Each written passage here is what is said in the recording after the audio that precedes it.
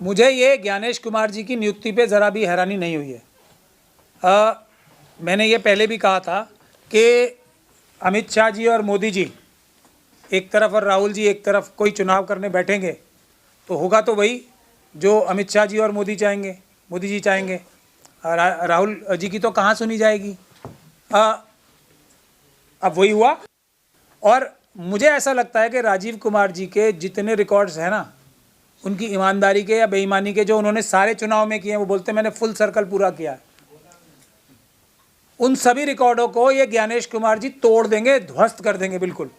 मतलब उनके सारे रिकॉर्डों को बिल्कुल मिट्टी में मिला देंगे, जो भी उन्होंने ईमानदारी या बेईमानी से जितने भी चुनाव कराएं। और यही वादा करके मेरे ख्याल से अमित शाह जी और मोदी जी इनको लाए होंगे। और अमित शाह जी के ये बहुत ही खास माने जाते हैं, क्योंकि मिनिस्ट्री ऑफ कोऑपरेशन में जहां घोटालों की एक लंबी फहरिस्त है, देश में सबसे बड़े घोटाले एक मिनिस्ट्री में हो रहे हैं, कोऑपरेशन मिनिस्ट्री में, उसमें एक लंबी लिस्ट है, उसके सेक्रेटरी रहे। ये सबसे महत्वपूर्ण विषय है। तो ये अमित शाह जी के एकदम ट्रस्टेड व्यक्ति हैं, तो आप समझ सकते हैं कैसे होंगे, कितने ईमानदार या कितने बेईमान होंगे। उनको बनाया गया है और 2029 तक के लिए बनाया गया है। ये तो एक तरीके से चुनाव अब ये जो इनका एक प्लान है जो मुझे समझ में आ रहा है, इन्होंने ये कहा है कि मैं ई वोटिंग शुरू कराऊंगा। ये ज्ञानेश कुमार जी ने, मेरी जानकारी के हिसाब से जो उड़ती खबरें हमारे पास आ रही हैं कि ई वोटिंग करा लेंगे, तो फिर तो जो मशीनों के द्वारा भी हेरा फेरी होती है ना, वो भी बहुत छोटी लगने लगेगी हमें, क्योंकि डायरेक्ट वोट इंटरनेट के ज़रिए ही दिला देंगे। वोटर लिस्ट में गड़बड़ी की और फिर आपका वोट, अब आपको फिजिकली जाने की भी ज़रूरत नहीं है, मशीनों में भी गड़बड़ी करने की ज़रूरत नहीं है।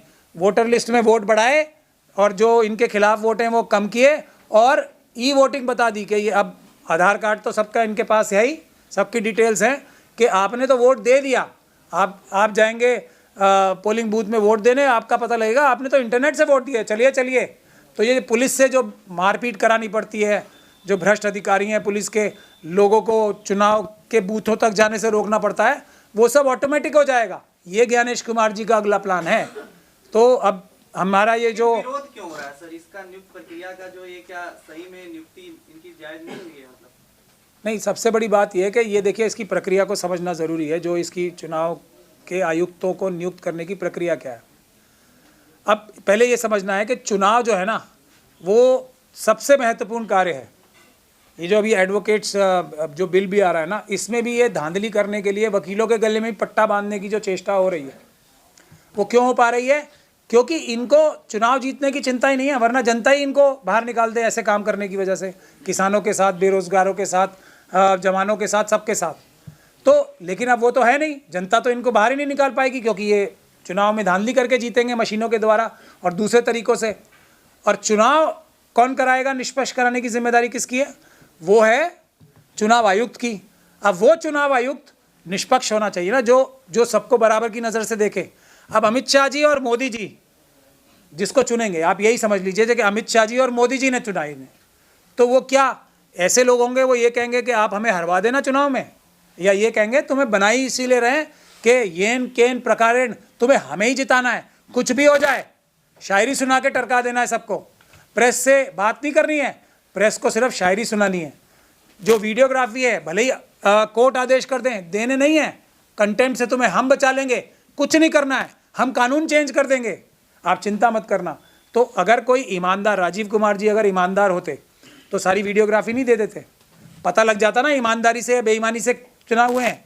तो ये अब जब अमित शाह जी और मोदी जी कोई कार्य करेंगे, जैसे अभी अडानी जी का एग्जाम्पल है, वहाँ अमेरिका में अभी आज ही 18 तारीख को, कल ही जब ये ज्ञानेश कुमार जी अपॉइंट हो रहे थे, तो अडानी जी के खिलाफ वहाँ से कोर्ट आदेश कर रहा है, किसको रिक्वेस्ट कर रहा है हमारी लॉ मिनिस्ट्री से कि अडानी जी को हमें दे दो।